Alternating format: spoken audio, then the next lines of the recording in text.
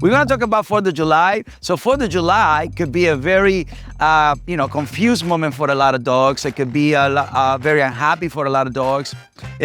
Obviously very chaotic, So we're talking about dogs that can, are anxious, they're shaking, they don't know what to do. So this is where we have to shine. This is where leadership has to be practiced.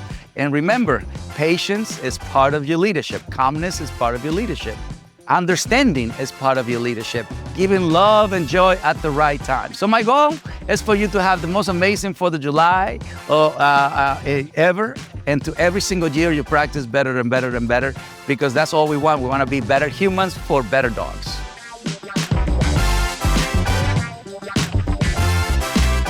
Well, you can begin by, recording or going on YouTube and get all the fireworks sounds. Do it at a low level. Walk with your dog, run with your dog, swim with your dog. Like, really make it part of their daily sounds that they hear about it. But do it at a low level. Make sure that your dog is calm, surrender, or happy-go-lucky. Then you play the sounds. This helps a dog to become desensitized by the sound, but not to absorb anything negative.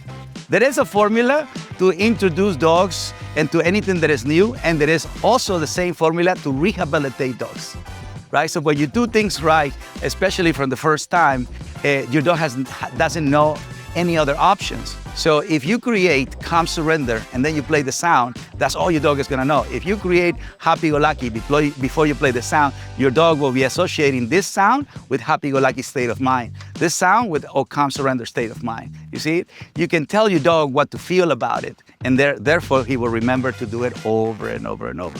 So the first time is actually a very crucial time, and you have the opportunity to do it right from the beginning.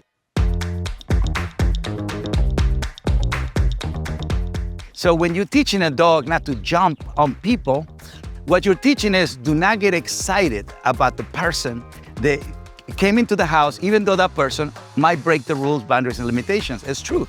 Most people who love dogs want to connect with excitement and give affection to excitement. But you, the pet parent, we have to teach our dogs to have self-control, self-discipline, and understand that calm surrender is also an option to be practiced in front of excitement. So I would suggest that you start with food, and once your dog comes in closer, before he gets too close, you stop him. Once the dog gets to calm surrender, you can give him food, or you can just enjoy the moment. Then eventually, the dog will learn to associate that even if it's excitement in front of them, they have to practice calm surrender. I like to teach my dogs to be calm when they meet people. That way I can bring a baby, I can bring a grandparents, I can bring a person who's afraid of dogs, I can bring a person who doesn't follow the rules, boundaries, limitations, like, the wrong human. I can bring him home, but I can always tell my dog, listen, remember what we practiced with the food, the calm surrender? I want you to do it here.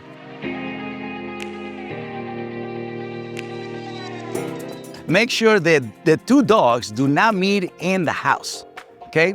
Especially if the dogs don't have good, clear rules, boundaries, limitations, and they don't know each other from the past. So there's no history behind, no memory in the mind. The quickest way to make dogs like each other or trust each other is getting them outside and then take them for a walk. So the dog that lives in that environment is going to introduce the environment to the new dog.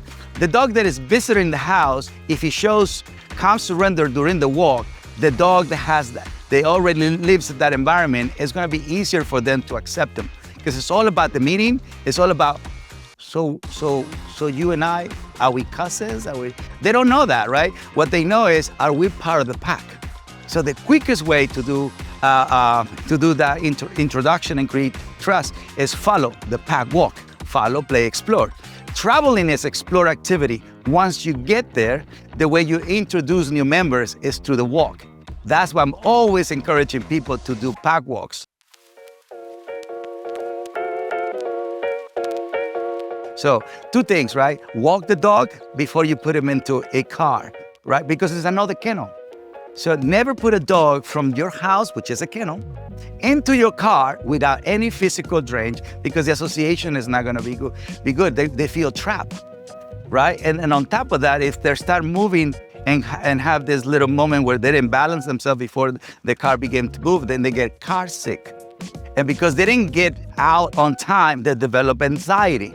And because the energy of the human is not being paid attention, it's like, man, we're on trap. I mean, everybody's stressed out, right? But we're going somewhere, I just don't know where, right? So I want you to put yourself in their pause and understand what would it be the easiest, simplest, natural, profound way for a dog to associate a car with happiness, with health, with a good heart, and the mind just clear.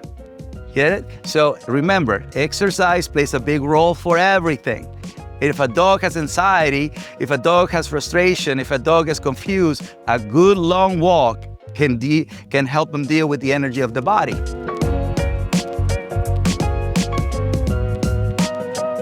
I don't think about the heat as something bad. Because if you think about the heat about something bad, your dog will sense that you are not feeling good because this temperature the Mother Nature has given us. So if you start becoming more welcoming any kind of weather, you create a very positive association to it, right? Don't forget, if you are close to the lake, if you're close to the beach, don't forget to use your halo color. Just bring it, inside the ocean, inside the lake, which you can still have boundaries inside the water. That's the beauty behind, right? And of course, your dog will learn to go from the earth to the water.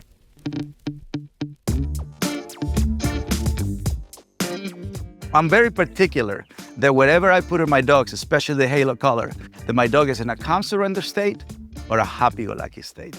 And from that point on, I'm going to begin to teach the rules, the boundaries, the limitations. But the mind was already in a perfect state of mind, happy or calm surrender. And that's how we learn, right? We learn from our parents and from our teachers and from whoever is our role model. We can only learn if we are calm surrender or happy about it. Now, remember this, tools do not replace leadership, they support it. That's why I love Halo. It helps you create clear boundaries anywhere, anytime, because it's not about control, it's about communication. When you travel this summer or go to a new place, your dog doesn't know the rules, boundaries, and limitations. But with Halo's virtual fences, you can show them this is your safe space. This is your limit. Whether you're in your backyard or somewhere new, your dog gets the same structure. Inside the home, you got another tool, some beacons.